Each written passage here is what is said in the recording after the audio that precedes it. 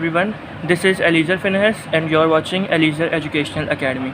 तो आज की जो वीडियो है वो सेकेंड ईयर के स्टूडेंट्स के लिए बहुत ज़्यादा अहम होने वाली है, क्योंकि आज की इस वीडियो में जो सेकेंड ईयर केमिस्ट्री है उसके मोस्ट इम्पॉर्टेंट जो साइंटिफिक रीजंस क्वेश्चंस आते हैं हम उसके बारे में डिस्कस करेंगे। तो आज की इस वीडियो में टोटल जो हैं वो कितने हैं, हाँ 30 जो हैं वो मोस्ट इम्पॉर्टेंट रीजनिंग क्वेश्चंस हैं। तो आज की हम वीडियो में इन सब को हम लोग सॉल्व करने वाले हैं। तो फर्स्ट आपके पास है फर्स्ट रीज़न क्वेश्चन है, zinc hydroxide is soluble in excess of sodium hydroxide solution. तो भाई जो जिंक हाइड्रोक्साइड है वो एक्सेस ऑफ सोडियम हाइड्रोक्साइड में कैसे सॉल्युबल है, ये आप बताना है कि मतलब कैसे वो जो है वो बिल्कुल हल हो जाता है जिंक ऑक्साइड सोडियम हाइड्रोक्साइड में। तो इसका रीज़न हम लोग पढ़ लेते हैं।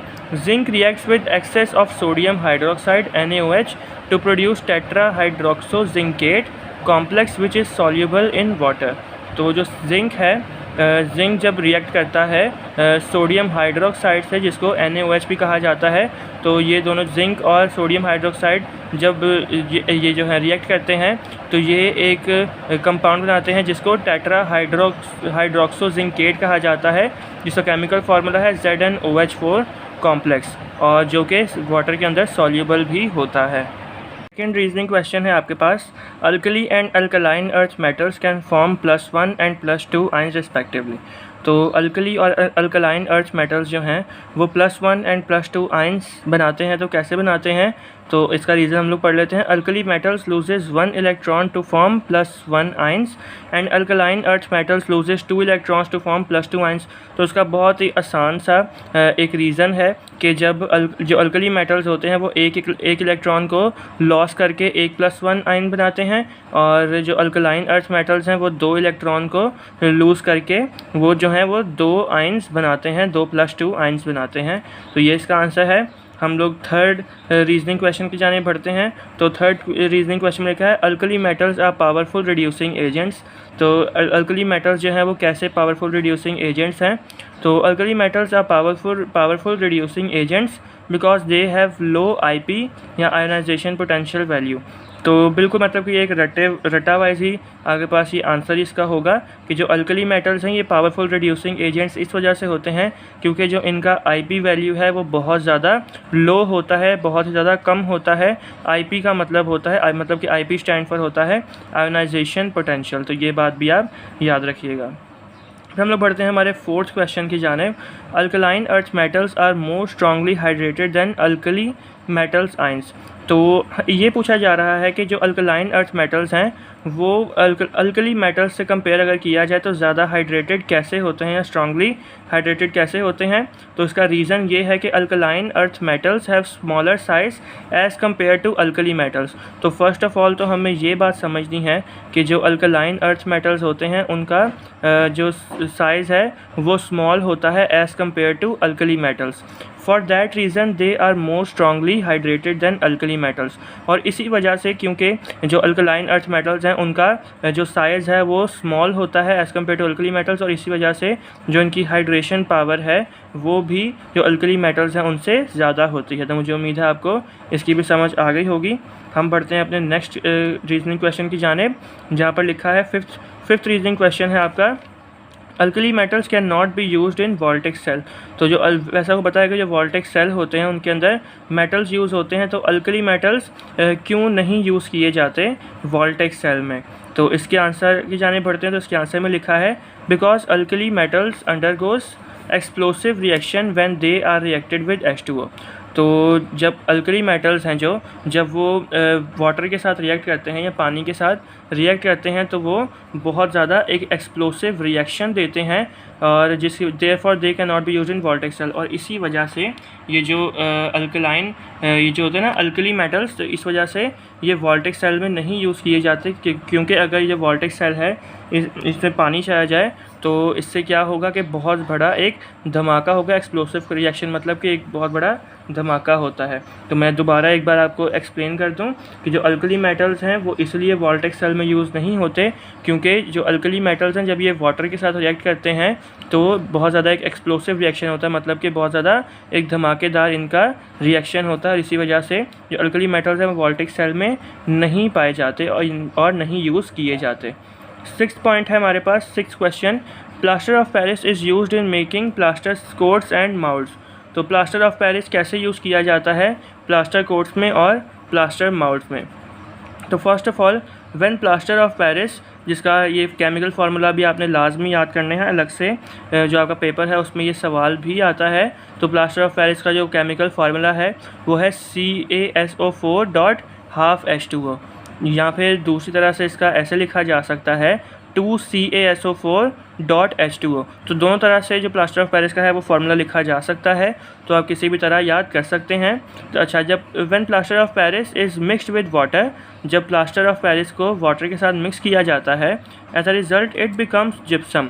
और जब पानी के साथ प्लास्टर ऑफ पेरिस को मिक्स किया जाता है तो ये क्या बन जाता है, जिप्सम बन जाता है, जिसका केमिकल फार्मूला है CaSO4.2H2O, which is a very hard substance. और ये जो है बहुत ज़्यादा हार्ड सब्सटेंस बन जाता है। तो आपने जैसे कोई भी जैसे मिस्त्री आपने देखे होंगे, जिन्हें देखे हैं तो उनको पता होगा, जिन्होंने घर पे काम करवाया है या कभी रास्ते में भी देखा होगा कि जब मिस्त्री हैं जो प्लास्टर ऑफ पेरिस में सीमेंट के अंदर जब वो पानी डालते हैं तो एक बहुत ज़्यादा सख्त वो बन जाता है। जब पानी खुश्क होता है तो असल में वो क्या बनता है, वो जिप्सम बनता है। Therefore it is used in making quotes and माउल्ड्स। और इसी वजह से ये जो है प्लास्टर ऑफ पेरिस, इसको कोट्स एंड माउल्ड्स में भी यूज़ किया जाता है। 7th हमारे पास question, The ionization potential increases with the increase in atomic number in the period but decreases in a group from top to bottom। तो भाई ये जो है ना आयोनाइजेशन पोटेंशियल है, ये जब एटॉमिक नंबर वाइज हम लोग देखें पीरियड वाइज अगर देखें तो इनका जो एटॉमिक नंबर है वो इंक्रीज़ करता है। लेकिन जब हम लोग टॉप टू बॉटम, ऊपर से नीचे जब पीरियोडिक टेबल देखें तो आयोनाइजेशन पोटेंशियल जो है वो कम हो जाता है। तो ऐसा क्यों होता है, मैं आपको दोबारा ये जो इसका क्वेश्चन है वो समझाता हूँ कि जो आयोनाइजेशन पोटेंशियल है किसी एलिमेंट्स का, तो जब हम लोग पीरियड वाइज देखें, पीरियड वाइज ऐसे जो लाइंस होती हैं ना ऐसे करके, तो पीरियड वाइज देखें तो ये जो है आयोनाइजेशन ये इंक्रीज़ होता रहता है। लेकिन जब हम टॉप टू बॉटम जाएं, ऐसे जब जो लाइन वाइज जाते हैं, तो जितने भी एलिमेंट्स हैं उनका जो आयोनाइजेशन पोटेंशियल वैल्यू है वो कम से कम होती जाती है। तो इसका रीज़न क्या है, तो अभी हम लोग पढ़ते हैं। As we go down the group the number of orbits increase so it becomes easier to remove electron. First of all तो जो आयोनाइजेशन पोटेंशियल होता है उसकी डेफिनेशन ये है कि कितनी ज़्यादा एनर्जी लगती है किसी भी इलेक्ट्रॉन को उसके वैलेंस शेल से निकालने के लिए, तो उसको आयोनाइजेशन पोटेंशियल कहा जाता है।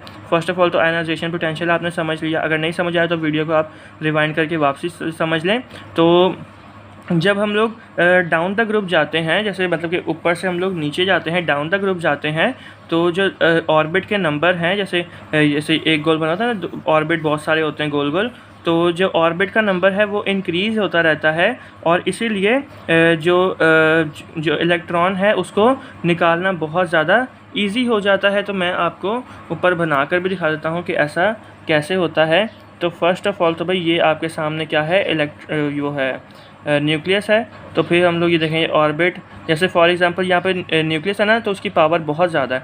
अगर इस वाले के अंदर इलेक्ट्रॉन होगा ना, इस वाले शेल के अंदर फॉर एग्जांपल यहाँ पर इलेक्ट्रॉन होगा, तो इसको निकालना बहुत ज़्यादा मुश्किल है, क्योंकि जो न्यूक्लियस की पावर है वो बहुत ज़्यादा है। जो न्यूक्लियस है ये एक तरह से जो है वो मैग्नेट की तरह एक्ट करता है। तो अगर कोई भी जो है बिल्कुल पास है, कोई भी ऑर्बिट के मतलब कि न्यूक्लियस के बिल्कुल पास अगर इलेक्ट्रॉन, तो उसको बिल्कुल भी ऑर्बिट से नहीं निकाला जा सकता, क्योंकि जो पावर है वो बहुत ज़्यादा है। लेकिन जब हम लोग दूर दूर चले जाएँ ऑर्बिट के, मैं और एक दूर बना देता हूँ, अगर बिल्कुल एंड पे है तो ऐसा को पता है कि ये बहुत ज़्यादा न्यूक्लियस से दूर है, तो उसकी जो पावर है वो काफ़ी ज़्यादा जो है वो कम हो गई है। तो इस वजह से अब जो है इस इलेक्ट्रॉन को आसानी से निकाला जा सकता है, क्योंकि जो न्यूक्लियस की अट्रैक्ट करने की पावर है वो बहुत ज़्यादा कम हो चुकी है। तो इसीलिए हमें ये बताया जा रहा है, मुझे उम्मीद है कि अब आपको समझ आएगी कि जब हम लोग डाउन द ग्रुप जाते हैं तो जो ऑर्बिट का साइज़ है वो इंक्रीज़ हो जाता है। ठीक है, फर्स्ट ऑफ ऑल तो ये आपने बात समझनी है। जो ऑर्बिट का साइज़ है वो क्या हो जाता है, इंक्रीज़ हो जाता है। और इसी वजह से जो इलेक्ट्रॉन निकालने की पावर होती है वो मतलब कि कम से कम लगती है और इजीली जो इलेक्ट्रॉन है वो निकल सकता है, मतलब कि रिमूव हम लोग ऑर्बिट से कर सकते हैं। So the IP value is decreased. अब जाहिर सी बात है कि एनर्जी कम लगेगी तो इस वजह से जो आईपी वैल्यू है वो भी डिक्रीज़ हो जाएगी। But the size of atoms decrease along the period. लेकिन जब हम अलॉन्ग द पीरियड देखें, जैसे ये लाइन वाइज है, ऐसे अलॉन्ग द पीरियड हम लोग देखें तो आईपी वैल्यू जो है वो इंक्रीज़ होती है। तो इंक्रीज़ क्यों होती है? क्योंकि जब हम लोग देखते हैं ना कि अलॉन्ग द पीरियड देखें तो जो साइज़ ऑफ एटम है, मतलब कि ऑर्बिट्स जो हैं वो कम से कम होते रहते हैं। अब जाहिर सी बात है जब कम से कम ऑर्बिट होंगे तो जो न्यूक्लियस की इलेक्ट्रॉन को अट्रैक्ट करने की पावर है वो ज़्यादा होगी और इस वजह से जो इलेक्ट्रॉन है उसको ऑर्बिट से निकालना भी बहुत ज़्यादा मुश्किल हो जाता है। और इसी वजह से जो आईपी वैल्यू है, अब जाहिर सी बात है कि एनर्जी ज़्यादा लगेगी इलेक्ट्रॉन को निकालने के लिए, और इसीलिए जो आईपी वैल्यू है वो भी अलॉन्ग द पीरियड क्या होती है, इंक्रीज़ हो जाती है। तो मुझे उम्मीद है कि ये आपको समझ आई होगी। बहुत कॉन्सेप्चुअल ये एक रीजनिंग क्वेश्चन था और मुझे उम्मीद है कि आपको अच्छे से समझ आ गई होगी। अगर आपको अच्छे से समझ आई है तो आप लाजमी कमेंट सेक्शन में बता सकते हैं। इससे यह है कि मुझे मोटिवेशन मिलती है कि हाँ भाई जो मैं स्टूडेंट्स को समझा रहा हूँ तो उनको समझ भी आ रही है। फिर बढ़ते हैं हम लोग क्वेश्चन नंबर 8 की जानिब। Alkaline earth metals are harder than alkali metals. तो जो अल्कलाइन अर्थ मेटल्स हैं वो अल्कली मेटल्स से हार्डर क्यों होते हैं, सख्त क्यों होते हैं? इसका रीज़न पढ़ लेते हैं। Because alkaline earth metals are small in size as compare to alkali metals. First of all तो भाई जो अल्कलाइन अर्थ मेटल्स होते हैं वो अल्कली मेटल्स के मुकाबले में क्या होते हैं, छोटे होते हैं, स्मॉलर इन साइज़ होते हैं। And as smaller metals have higher density. और जितने ज़्यादा जो मेटल्स हैं वो स्मॉलर होंगे और उतने ही ज़्यादा वो जो हैं वो हार्ड होंगे या सख्त होंगे। So they are more harder than alkali metals. और इसी वजह से क्योंकि अल्कलाइन अर्थ मेटल्स जो हैं वो साइज़ में स्मॉल होते हैं, इसीलिए जो अल्कलाइन अर्थ मेटल्स हैं वो अल्कली मेटल्स से ज़्यादा हार्डर होते हैं या सख्त होते हैं। तो ये था क्वेश्चन नंबर 8 का आपके पास आंसर। हम लोग बढ़ते हैं अपने क्वेश्चन नंबर 9 की जानिब। तो क्वेश्चन नंबर 9 की जानिब बढ़ते हैं। क्वेश्चन नंबर 9 में हमें कहना चाह रहा है, मैं कैमरा को सेट कर लूँ थोड़ा, हाँ। तो alkaline earth metals can form cations easily. तो अल्कलाइन मैंने बोल दिया, alkali metals can form cations easily. तो जो अल्कली मेटल्स हैं वो कैटाइन कैसे फॉर्म कर लेते हैं आसानी के साथ? तो इसके आंसर की जानिब बढ़ते हैं। Because alkali metals have low IP value, ionization potential value, so they can easily form cations. तो आसान सी बात है कि जो अल्कली मेटल्स होते हैं उनकी जो IP वैल्यू होती है वो बहुत ज़्यादा लो होती है और इसी वजह से जो इनके जो कैटाइन बनाने की सलाहियत है वो बहुत अच्छी होती है और वो ईज़िली जो है वो कैटाइन बना सकते हैं। फिर क्वेश्चन नंबर 10 की जानिब बढ़ते हैं। Atomic size of sulphur is bigger then that of oxygen.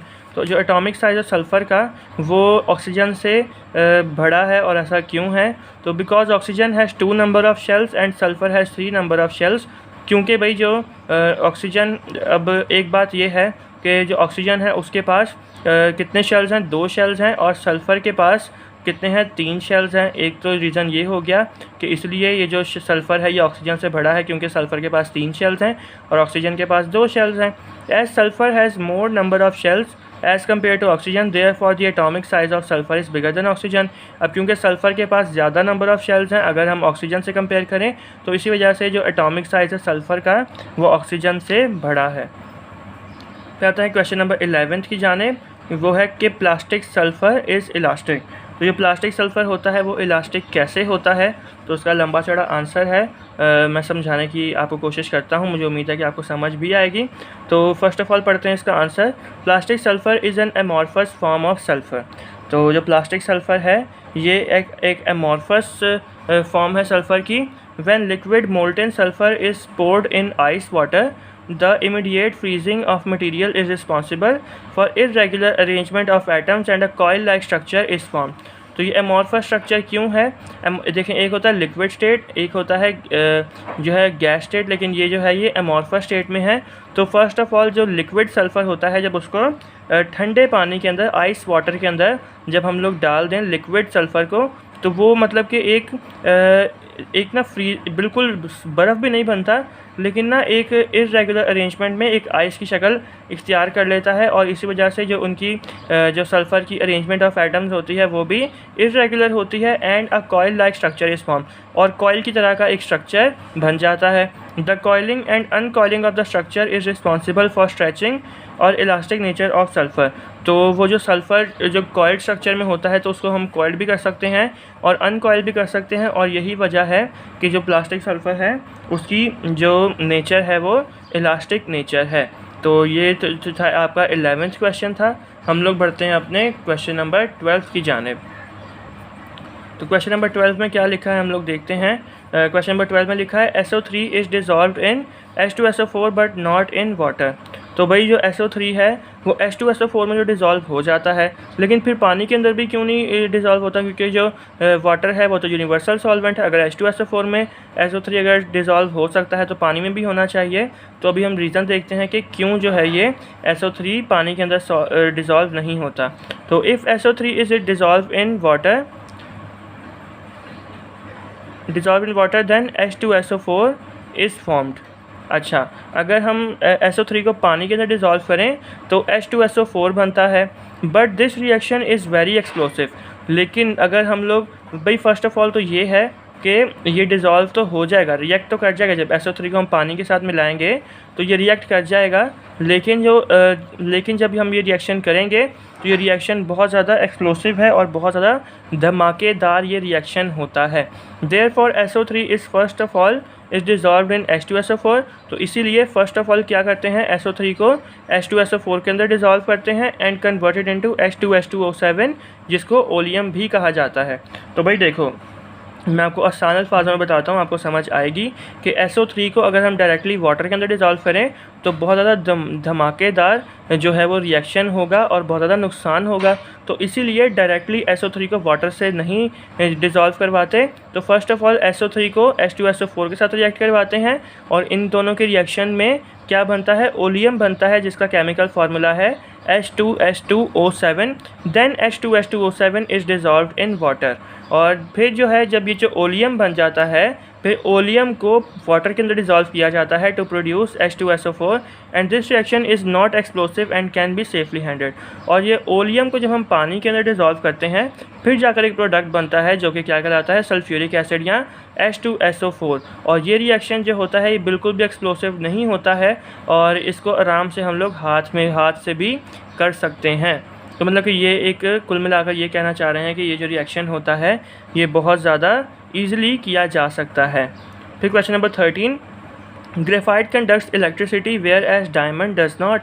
तो जो ग्रेफाइट है वो इलेक्ट्रिसिटी को कंडक्ट करता है, लेकिन जो डायमंड है ये इलेक्ट्रिसिटी को कंडक्ट करता ही नहीं है। तो ऐसा क्यों है भाई, इसके आंसर की जाने बढ़ते हैं। Graphite contains free electrons therefore they conduct electricity. जो ग्रेफाइट है ये फ्री इलेक्ट्रॉन्स, इसके पास जो होते हैं फ्री इलेक्ट्रॉन होते हैं, और इसी वजह से ये ग्रेफाइट जो है ये इलेक्ट्रिसिटी को कंडक्ट करता है। Whereas diamond does not have any free electron. और अगर हम डायमंड को देखें, अगर डायमंड को देखा जाए तो डायमंड के पास कोई भी फ्री इलेक्ट्रॉन नहीं होता, और इसी वजह से जो डायमंड है वो इलेक्ट्रिसिटी कंडक्ट नहीं करता। कुल मिला के इसको मैं एक्सप्लेनेशन दूं तो ग्रेफाइट के पास फ्री इलेक्ट्रॉन्स होते हैं इसलिए वो इलेक्ट्रिसिटी कंडक्ट करता है, और जो डायमंड है उसके पास कोई भी फ्री इलेक्ट्रॉन नहीं होते इसलिए वो जो है इलेक्ट्रिसिटी कंडक्ट नहीं करता। तो ये एक सिंपल सा इसका आंसर था। हम लोग बढ़ते हैं अपने क्वेश्चन नंबर 14 की जानिब। क्वेश्चन नंबर 14 में लिखा है B2O3 is acidic while Al2O3 is amphoteric. तो भाई जो B2O3 है बोरॉन ऑक्साइड, ये क्या है, एसिडिक है, और अगर एल्यूमिनियम ऑक्साइड देखा जाए तो ये एम्फोटेरिक है। तो भाई एसिडिक एम्फोटेरिक क्या होता है, एसिडिक का तो आपको होता है कि एसिड इन नेचर होता है, फिर बेसिक इन नेचर। भाई देखें जो pH7 है वो क्या होता है, वो एम्फोटेरिक होता है। तो Al2O3 एम्फोटेरिक है, ना एसिड है ना बेस है। ऐसी चीज़ जो ना एसिड में शुमार की जाए और ना बेस में शुमार की जाए तो उसे क्या कहा जाता है, उसे एम्फोटेरिक का नाम दिया जाता है। तो देखते हैं भाई ऐसा क्यों है कि B2O3 एसिडिक है और Al2O3 क्या है, एम्फोटेरिक है। When B2O3 is reacted with water, as a result it gives acid, whereas when Al2O3 is reacted with either HCl or NaOH, as a result it always gives salt। तो ये पूरा मैंने आपको ये paragraph पढ़ दिया है। अब मैं इसकी एक्सप्लेनेशन करता हूँ। इसमें ये कहा जा रहा है कि जब B2O3 बोरॉन ऑक्साइड जब वाटर के साथ रिएक्ट करता है तो एज अ रिज़ल्ट क्या वो देता है, एसिड देता है। और जबकि अगर हम लोग Al2O3 को किसी भी एसिड के साथ या किसी भी बेस के साथ रिएक्ट करें, तो भले एसिड के साथ रिएक्ट करें या भले बेस के साथ, तो वो हमेशा बाई प्रोडक्ट क्या देगा, सॉल्ट देगा, नमक देगा। For these reasons B2O3 is acidic while A2O3 is amphoteric. और इसी वजह से ये जो B2O3 है ये एसिडिक होता है और Al2O3 क्या होता है, एम्फोटेरिक होता है। क्योंकि अगर Al2O3 को किसी भी या एसिड के साथ भी किया जाए या बेस के साथ भी किया जाए तो ये हमेशा क्या देगा, रिजल्ट में हमेशा सॉल्ट ही प्रोवाइड करता है। Question number 15, the viscosity of boiling point of water are high. तो विस्कोसिटी जो है वो बॉइलिंग पॉइंट ऑफ वाटर की हाई क्यों होती है? Due to the hydrogen bonding in water the viscosity and boiling, सही ऑफ नहीं है, ठीक है, वही मैं भी कंफ्यूज हो रहा था इसको देख के, एंड बॉइलिंग पॉइंट, ठीक है। Viscosity and boiling point of water क्यों हाई है? तो वो भाई जाहिर सी बात है कि आपको सबको पता है कि जो वाटर है उसके अंदर कौन सी बॉन्डिंग पाई जाती है, हाइड्रोजन बॉन्डिंग पाई जाती है। और इसी वजह से जो बॉइलिंग पॉइंट ऑफ वाटर है और विस्कोसिटी जो है वो हमेशा हाई रहती है। ये क्वेश्चन नंबर 15 हो गया। हम लोग बढ़ते हैं अपने नेक्स्ट क्वेश्चन की जानिब, जो कि है क्वेश्चन नंबर 16।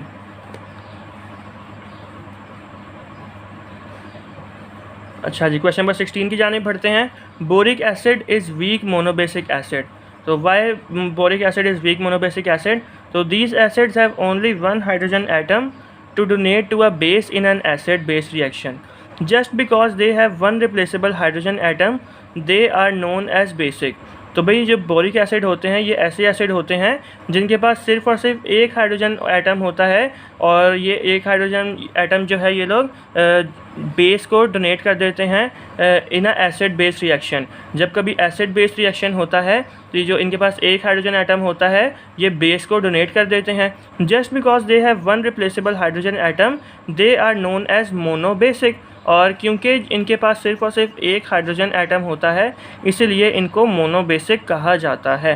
मोनो का मतलब क्या होता है, एक, और बेसिक का मतलब क्योंकि ये जो बेसिक एसिड बेस रिएक्शन में बेस को ये एटम डोनेट करते हैं हाइड्रोजन एटम, इसलिए इसको मोनोबेसिक एसिड बोरिक एसिड को कहा जाता है।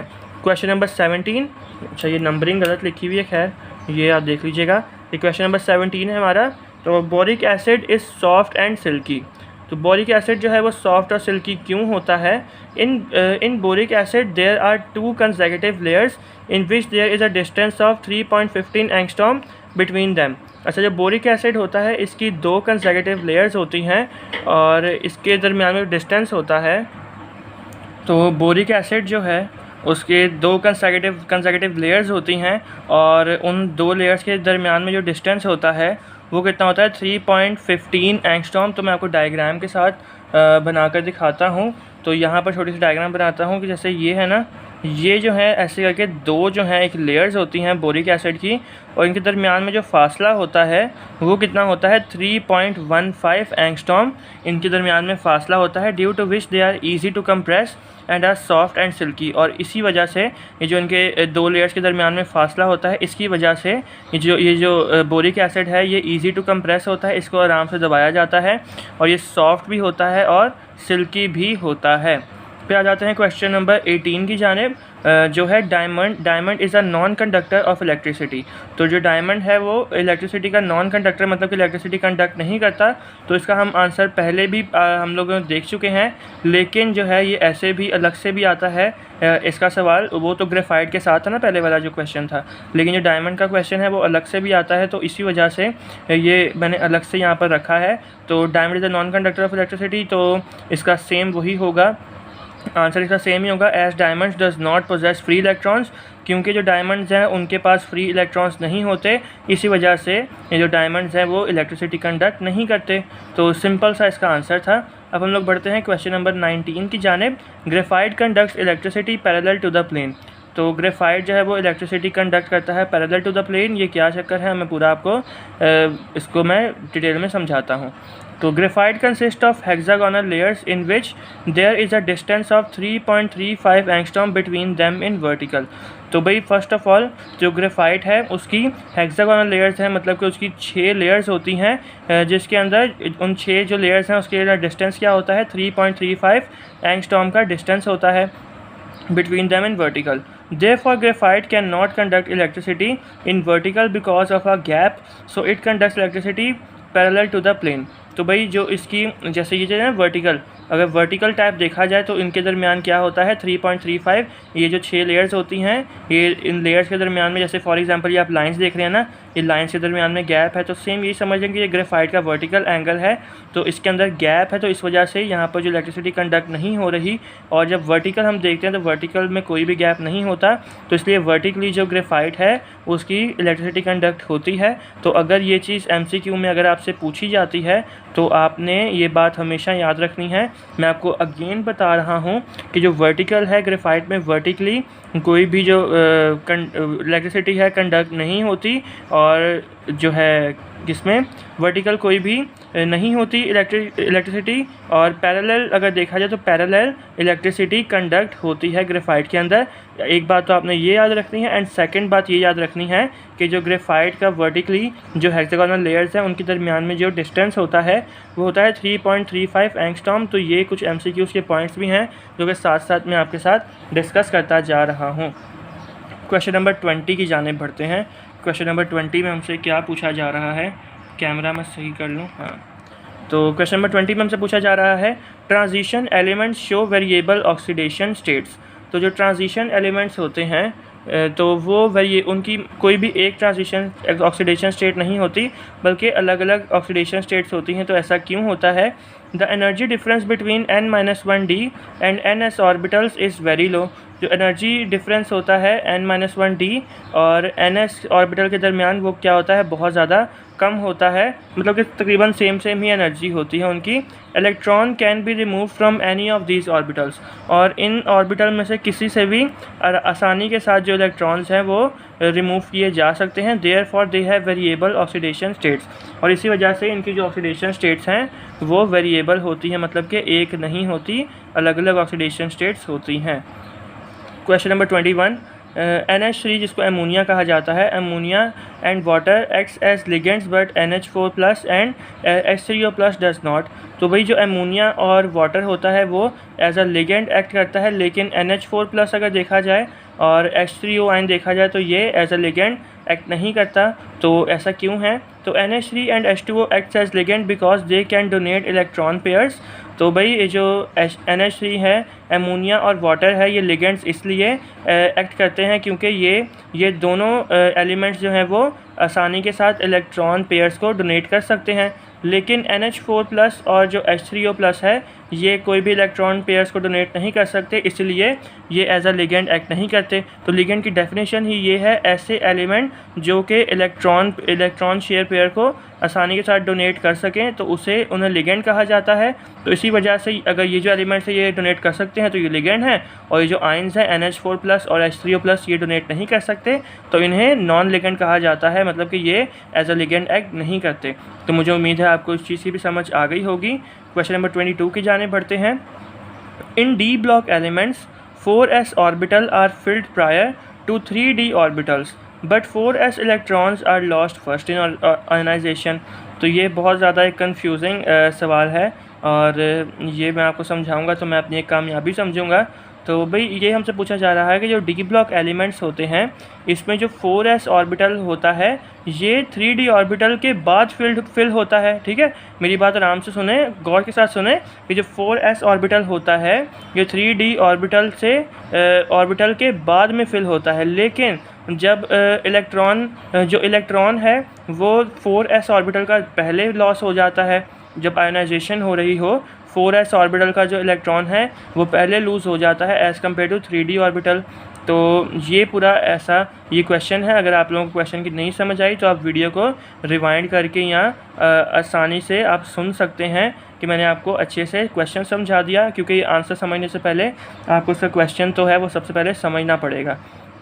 तो 4s orbitals has less energy than 3d। तो फर्स्ट ऑफ ऑल हमें ये बात समझनी है कि जो 4s ऑर्बिटल होता है उसकी जो एनर्जी है वो 3d ऑर्बिटल से कम होती है। ठीक है, फर्स्ट ऑफ ऑल बात ये। So it filled prior to 3D, और इसी वजह से ये जो 4s ऑर्बिटल है ये 3D ऑर्बिटल के बाद में फिल होता है। एक बार फिर बता दूं कि 4s ऑर्बिटल की जो एनर्जी है वो 3D ऑर्बिटल से कम होती है, और इसी वजह से जो 3D ऑर्बिटल होता है वो जल्दी फिल हो जाता है क्योंकि इसकी एनर्जी ज़्यादा है, और जो 4s ऑर्बिटल है ये बाद में फिल होता है क्योंकि इसकी एनर्जी कम है। सिंपल, ठीक है। But 4s orbit is outermost orbital, that's why electron lost from 4s orbit in ionisation. तो इलेक्ट्रॉन लॉस्ट होता है ना, तो ऐसा क्यों होता है कि 4s का सबसे पहले 3D से पहले जो है इलेक्ट्रॉन है वो लॉस हो जाता है। तो वजह ये है क्योंकि ये जो 4s ऑर्बिटल है ये आउटर मोस्ट ऑर्बिटल होता है, इसी वजह से जो 4s ऑर्बिटल है इसका इलेक्ट्रॉन सब पहले 3D से पहले जो है वो लॉस होता है। तो मुझे उम्मीद है कि आपको इसकी आसानी से अच्छे से समझ आ गई होगी। हम लोग बढ़ते हैं अपने नेक्स्ट क्वेश्चन की जानिब, जो कि है question number 23। Ligands are generally called Lewis bases. तो लिगेंड जो है वो उसको लुईस बेसिस क्यों कहा जाता है? Ligands donates electron to transition metal and Lewis bases are also electron donor. तो लिगेंड्स जो हैं वो इलेक्ट्रॉन डोनेट करते हैं किनको? ट्रांजिशन मेटल्स को और लुईस बेसिस को, and Lewis bases are also electron donor. तो आपको दोबारा मैं खुद भी इसमें कंफ्यूज हो गया समझाते मैं आपको दोबारा इसको एक्सप्लेन करता हूँ। जो लिगेंड्स हैं वो क्या करते हैं? अपने इलेक्ट्रॉन्स को डोनेट करते हैं किसको? ट्रांजिशन मेटल को, और जो लुईस बेसिस होते हैं ये भी इलेक्ट्रॉन डोनर होते हैं। तो therefore ligands are generally called Lewis bases, और इसीलिए क्योंकि लिगेंड्स भी जो हैं वो इलेक्ट्रॉन डोनर कहलाते हैं, और जो है ये लुईस बेसिस हैं ये भी इलेक्ट्रॉन डोनर कहलाते हैं, इसलिए लिगेंड्स को ही लुईस बेसिस कहा जाता है। तो ये इसका यहाँ पर जाकर आंसर ख़त्म होता है। हम लोग बढ़ते हैं अपने नेक्स्ट क्वेश्चन की जानिब। क्वेश्चन नंबर 24 है, हाँ। Anhydrous copper sulphate CuSO4 is white while hydrated CuSO4 is blue. तो भाई एनहाइड्रस CuSO4 मतलब कि जो कि विदाउट वाटर हो, एनहाइड्रस से मतलब विदाउट वाटर हो, तो विदाउट वाटर जो कॉपर सल्फेट होता है वो वाइट होता है, जबकि अगर हाइड्रेटेड कॉपर सल्फेट हो तो वो ब्लू होता है। तो ऐसा क्यों होता है? In hydrated copper sulphate the central metal atom copper is surrounded by water and thus it forms DD transition. तो फर्स्ट ऑफ ऑल भाई हाइड्रेटेड की बात करते हैं कि वो ब्लू क्यों होता है। तो जो हाइड्रेटेड कॉपर सल्फेट है तो उसके अंदर जो सेंट्रल एटम होता है कॉपर का, तो वो सराउंड किससे होता है? वाटर के एटम से सराउंड होता है, जो कि DD ट्रांजिशन को फॉर्म करता है एंड अपीयर्स ब्लू। और इसकी DD ट्रांजिशन की वजह से ही ये जो हाइड्रेटेड कॉपर सल्फेट है ये ब्लू कलर की अपीयरेंस देता है। Whereas the anhydrous CuSO4, अब बात आती है एनहाइड्रस की, जो कि वाटर के बगैर होता है। तो whereas the anhydrous copper sulphate does not have water molecule. अभी एनहाइड्रस है तो जाहिर सी बात है इसके पास जो वाटर मॉलिक्यूल तो होते ही नहीं है।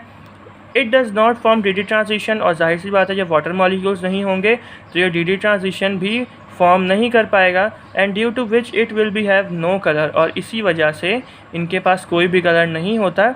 Generally it is said to be as white, और क्योंकि इनका कलर नहीं होता तो जनरली इसको जो है white as a white colour का नाम दे दिया जाता है। And whereas hydrated copper sulphate will be in blue colour, और सेकेंडली ये बात बताई गई है कि जो हाइड्रेटेड होता है वो ब्लू कलर में होता है, और वो क्यों होता है उसका मैंने आपको पूरा जो रीज़न है वो मैंने आपको बता दिया। अब बढ़ते हैं अपने नेक्स्ट क्वेश्चन की जानिब, क्वेश्चन नंबर 25 की जानिब। तो transition metals from non स्टोइशियोमेट्रिक compounds. तो ट्रांजिशन मेटल्स जो हैं वो नॉन स्टोइशियोमेट्रिक कंपाउंड्स बनाते हैं। ऐसा क्यों होता है? Transition metals form non-stoichiometric compounds because small atoms such as hydrogen, boron, carbon and nitrogen can reside within the void holes present in the crystal lattice of these elements. तो first of all तो भाई transition metals जो होते हैं वो non स्टोइशियोमेट्रिक compounds क्यों बनाते हैं, इसका एक बहुत बड़ा रीज़न्स है। तो जो ट्रांजिशन मेटल्स होते हैं ना उनके दरमियान में ना गैप होते हैं, उनके मॉलिक्यूल्स के दरमियान में गैप होते हैं, तो छोटे छोटे गैप्स होते हैं जिसकी वजह से जो स्मॉल आइटम्स हैं जैसे कि hydrogen, boron, carbon and nitrogen, जो कि इन जो वॉइड्स जिनको कहलाते हैं, छोटे छोटे गैप्स जो होते हैं ना, या इसको वॉइड्स कहते हैं या होल्स कहते हैं। तो ये छोटे छोटे जो एटम्स होते हैं इन ट्रांजिशन मेटल्स के होल्स के अंदर आकर बिल्कुल चिपक जाते हैं, उसके अंदर आ जाते हैं, present in the crystal lattice of these elements. And B are non stoichiometric composition, और इसी वजह से जो उनकी कॉम्पोजिशन होती है वो नॉन स्टोइशियोमेट्रिक कॉम्पोजिशन कहलाती है। क्वेश्चन नंबर 16 है the elements of a group in periodic table have the same valence shell electronic configuration. तो जो एलिमेंट्स होते हैं एक ग्रुप के अंदर, पीरियोडिक टेबल के एक ग्रुप के अंदर जो एलिमेंट्स होते हैं उनके जो जितने भी वैलेंस शेल और इलेक्ट्रॉनिक कॉन्फ़िगरेशन होती है वो सेम होती है। तो ऐसा क्यों होता है? तो इसके आंसर की जानिब हम लोग बढ़ते हैं, जल्दी से इसका आंसर देखते हैं। All the elements in a group have same number of electrons in valence shell. तो जितने भी एलिमेंट्स होते हैं एक ग्रुप के अंदर तो उनके जो वैलेंस शेल के अंदर इलेक्ट्रॉन्स होते हैं वो सेम होते हैं। तो ये तो भाई फ़र्स्ट ऑफ़ ऑल हमें बात याद रखनी है, और जो पीरियोडिक टेबल है वो बनाया ही इस वजह से गया था, इस चीज़ को मद्देनज़र रख के देखा गया था कि जितने भी ऐसे एलिमेंट्स थे जिनके वैलेंस शेल में सेम इलेक्ट्रॉन्स थे तो उन्हें एक ही ग्रुप में डाल दिया था। तो इसलिए हमें ये बताया जा रहा है, मैं दोबारा एक्सप्लेन कर रहा हूँ कि जितने भी एलिमेंट्स होते हैं ग्रुप के अंदर उनके तमाम के जो वैलेंस शेल में इलेक्ट्रॉन्स होते हैं वो सेम होते हैं। वैलेंस शेल कौन सा होता है? आउटर मोस्ट शेल जो होता है उसे वैलेंस शेल कहा जाता है। Therefore, all the elements in a group in periodic table have the same valence shell electronic configuration। अब जाहिर सी बात है कि तमाम जितने भी एलिमेंट्स हैं ग्रुप के अंदर उन सब के जो वैलेंस शेल में इलेक्ट्रॉन्स हैं वो सेम है। तो जो वैलेंस शेल इलेक्ट्रॉनिक कॉन्फ़िगरेशन है इसी वजह से तमाम एलिमेंट्स की सेम आती है। तो इसका ये मेन रीज़न था। तो फिर आ जाते हैं हम लोग क्वेश्चन नंबर 27 की जानिब। Lithium and beryllium markedly differ from other members of their respective groups. जो लिथियम और बेरिलियम जो हैं ये अपने अपने ग्रुप्स में डिफरेंट है। जैसे फॉर एग्जांपल जिस ग्रुप में बेरिलियम है, बेरिलियम मेरा ख्याल 2A में है अगर मैं सही हूँ, जो बेरिलियम है वो 2A में है, और लिथियम भी लिथियम पता नहीं किस ग्रुप में है, ये आप मुझे बताइए कमेंट सेक्शन में। तो लिथियम एंड बेरिलियम जो हैं ये अलग अलग ग्रुप में हैं। तो अगर देखा जाए कि बेरिलियम के ग्रुप में जितने भी एलिमेंट्स हैं तो जितने भी एलिमेंट्स हैं ना बेरिलियम के ग्रुप में, तो वो तमाम की जो प्रॉपर्टीज़ हैं वो बेरिलियम से मुख्तलिफ हैं। मतलब कि जो बेरिलियम है वो वाहिद है जो अपने ग्रुप में मुख्तलिफ है, और लिथियम भी ऐसा वाहिद है जिसकी प्रॉपर्टीज़ अपने ग्रुप वाले एलिमेंट से मुख्तलिफ हैं। तो ऐसा क्यों है? तो lithium and beryllium are smaller in size as compare to the other members of their respective groups. अब जो लिथियम है, लिथियम के ग्रुप में जितने भी एलिमेंट्स हैं उन सब से कंपेयर किया जाए तो लिथियम का साइज़ कम है, और सेम टू सेम बेरिलियम के साथ भी यही है कि जितने भी एलिमेंट्स जो हैं बेरिलियम के ग्रुप में हैं तो वो सारे जो हैं as compare to other elements beryllium जो है वो छोटा है उनसे, उन जो साइज़ में स्मॉल है। Therefore they are markedly differ from other members of their group। तो क्योंकि ये साइज़ में छोटे हैं इस वजह से ये जो है लिथियम एंड बेरिलियम अपने ग्रुप के जो एलिमेंट्स हैं उनसे थोड़े बहुत मुख्तलिफ हैं। Question number 28। Hydrogen exhibits +1 and -1 oxidation states in its compounds. तो जो हाइड्रोजन है उसकी कोई ऑक्सीडेशन स्टेट एक नहीं है बल्कि वेरिएबल ऑक्सीडेशन स्टेट है। उसके जो ग्रुप में कंपाउंड है +1 भी ऑक्सीडेशन स्टेट है और -1 भी ऑक्सीडेशन स्टेट है। तो ऐसा क्यों है? अभी हम लोग पढ़ते हैं। Hydrogen exhibits +1 and -1 oxidation states in its compound.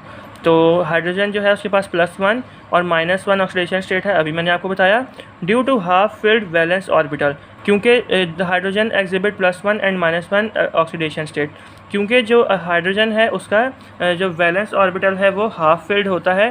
क्योंकि जो हाइड्रोजन है उसके पास सिर्फ़ और सिर्फ एक इलेक्ट्रॉन होता है, और जो एस जो इलेक्ट्रॉन ऑर्बिट होता है, एस ऑर्बिट होता है, उसे कम से कम जो इलेक्ट्रॉन की तादाद है कितने फिल हो सकते हैं? 2 फिल हो सकते हैं। अब क्योंकि जो हाइड्रोजन है उसके पास एक इलेक्ट्रॉन होता है तो ये क्या कहलाएगा? अगर देखें जो जगह है वो 2 इलेक्ट्रॉन्स की है, लेकिन हाइड्रोजन के पास क्या है? एक इलेक्ट्रॉन।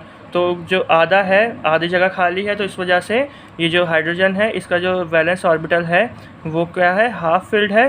तो इसलिए hydrogen exhibit +1 and -1 oxidation states by either gain 1 electron to complete its orbit forming H, और by losing its valence electron forming H+। तो भाई इस वजह से जो हाइड्रोजन है उसके पास +1 ऑक्सीडेशन स्टेट भी है और -1 ऑक्सीडेशन स्टेट भी है, क्योंकि देखें जगह कितनी है? 2 इलेक्ट्रॉन्स की हैं। अब इसके पास इलेक्ट्रॉन कितना है? एक इलेक्ट्रॉन है। तो भाई जो हाइड्रोजन है उसके पास दो सूरत हाल होती हैं। या तो जैसे अभी ये समझ लीजिए जो मेरी फिंगर है ना, ये मेरा इलेक्ट्रॉन है, हाइड्रोजन का इलेक्ट्रॉन है। तो भाई या तो ये कोई एक इलेक्ट्रॉन गेन कर ले, ठीक है, तो ये फुलफिल्ड हो जाएगा। या अगर फॉर एग्ज़ाम्पल ये एक है तो या बिल्कुल ये एक इलेक्ट्रॉन भी लूज़ कर दे और बिल्कुल जो अपना वैलेंस वो जो है ऑर्बिट है उसको खाली कर दे। तो इसलिए इसकी जो है ऑक्सीडेशन स्टेट दो होती हैं, +1 और -1। इन दोनों में से कोई भी काम जो हाइड्रोजन है वो कर सकता है। अच्छा, फिर हमारे पास आता है नेक्स्ट क्वेश्चन है क्वेश्चन नंबर 29 एटॉमिक या nascent hydrogen is more reactive than molecular hydrogen. Atomic hydrogen या नेसेंट हाइड्रोजन का मतलब क्या होता है? न्यूली बॉर्न हाइड्रोजन को नेसेंट हाइड्रोजन कहा जाता है। तो लिखा है कि जो नेसेंट हाइड्रोजन होता है या एटॉमिक हाइड्रोजन होता है वो मॉलिक्यूलर हाइड्रोजन से ज़्यादा रिएक्टिव होता है। तो ऐसा क्यों होता है? Molecular hydrogen has a complete duplet so it is highly stable, whereas atomic hydrogen has 1 electron so it is an incomplete duplet. तो भाई जो मॉलिक्यूलर हाइड्रोजन होता है उसके पास कंप्लीट डुप्लेट होता है और मॉलिक्यूलर हाइड्रोजन के पास 2 इलेक्ट्रॉन्स होते हैं। इस वजह से इसका जो डुप्लेट है वो कंप्लीट होता है और ये बिल्कुल एकदम स्टेबल होता है। लेकिन अगर एटॉमिक हाइड्रोजन की बात की जाए तो इनके पास क्या होता है? सिर्फ एक ही इलेक्ट्रॉन होता है और समझ लें कि ये एक इनकम्प्लीट डुप्लेट होता है, क्योंकि मैंने अभी आपको पहले ही बताया कि इनके पास 2 इलेक्ट्रॉन्स की जगह होती है और जो एटॉमिक हाइड्रोजन है उसके पास 1 इलेक्ट्रॉन होता है। तो ये क्या हुआ? इनकम्प्लीट डुप्लेट हुआ इसका। सो इट इज़ अनस्टेबल और इसी वजह से ये जो है ये एटॉमिक हाइड्रोजन स्टेबल नहीं होता और अनस्टेबल होता है। Therefore the reactivity of atomic और nascent hydrogen is greater than molecular hydrogen. और इसी वजह से जो एटॉमिक या नेसेंट हाइड्रोजन की एक्टिविटी होती है, रिएक्टिविटी जो होती है वो अगर देखा जाए मॉलिक्यूलर हाइड्रोजन से ज़्यादा होती है, क्योंकि जो नेसेंट हाइड्रोजन होता है ये क्या होता है? अनस्टेबल होता है। तो फाइनली आज के लास्ट क्वेश्चन की जानिब हम लोग बढ़ते हैं। तो लास्ट क्वेश्चन है आपके पास question number 30। Why is electronic configuration of chromium Cr 4s1 3d5 instead of 4s2 3d4 while that of copper is 4s1 3d10 instead of 4s2 and 3d9। तो भाई ये तो पूरा समझाने वाला इलेक्ट्रॉनिक कॉन्फ़िगरेशन अगर आपको आती है तो आपको इसका आंसर पढ़ के ही क्वेश्चन पढ़ के ही आपको इसका आंसर आता होगा।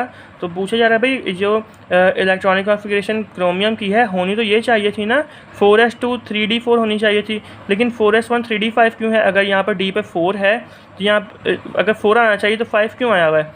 और जो s है उसके पास कम से कम 2 इलेक्ट्रॉन्स आ सकते हैं, तो यहाँ पर 1 क्यों लगाया हुआ है? तो ये सारा मामला है। अभी मैं बताता हूँ कि ये ऐसा क्यों है।